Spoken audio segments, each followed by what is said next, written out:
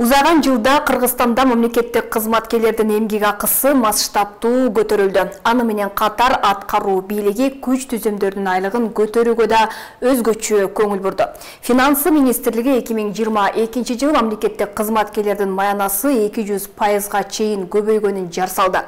Эмгек акыны көбөйтүүгө 32,2 миллиард сом каралган.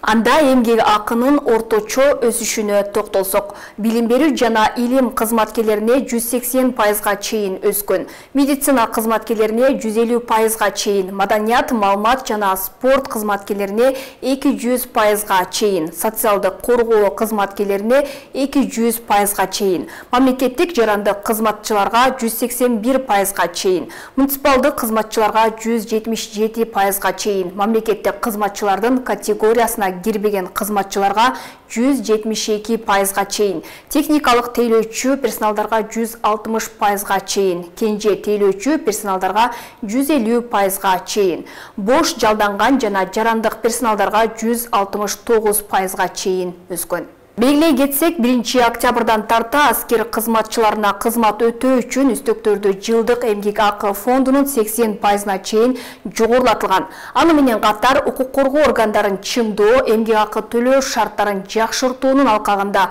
укук коргоо органдарынын кызматкерлеринин эмгек акысы да көбөйгөн. Ошондой эле мамлекеттик башкаруу секторунда эмгек акыны түзүүнүн бирдиктүү моделин белгилөө максатында Кыргыз Республикасынын президентинин 2022 жылдын 28 мартында Кыргыз Республикасынын бюджеттик чөйрөсүнүн кызматкерлерин эмгек акы төлөө шарттарын өркүндөтүү жөнүндө кол коюлган жарлыгына ылайык жалпысынан эмгек акыларды жогорулатууга кошумча жылдык керектөөсү 32,2 миллиард сомду түзгөн.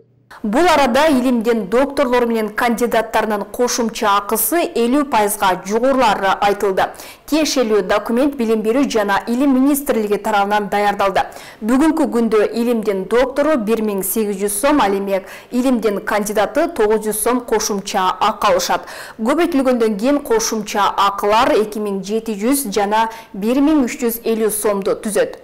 Мындай кадам илимдин өнүгүшүнө салым кошот дешет. Аз да болсо мындай бир стимул илимий иштердин алга жылышына, илимий даража, илимий изилдөө кылып, анан илимий даража алганга, жаштарга илимдин жашарышына чоң бир стимул болуп эсептелет да.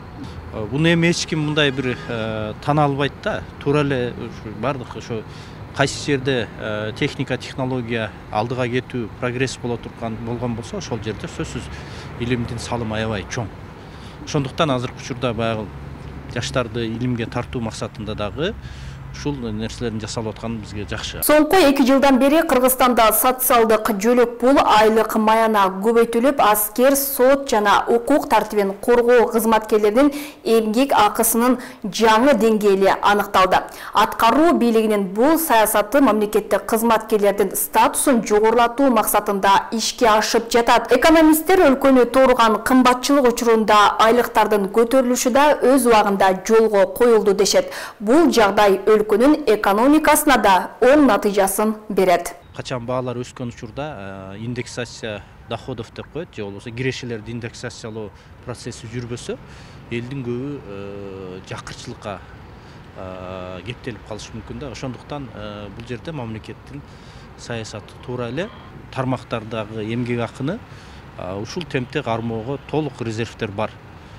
Себеби мамлекеттик бюджетте бул нерселер кийинки жылга дагы мындай кошуп эсептелип ар бир эмеге өзүнчө бандай мерчемделген прогноздор бар да. Эске салсак, мамлекеттик жана муниципалдык кызматкерлердин айлыгы быйыл август айында көбөйтүлгөн. Ал эми ар кандай статистикалык маалыматтар Кыргызстанда жакырлардын саны жыл сайын 7-8%га өсүп баратканын көрсөтүүдө.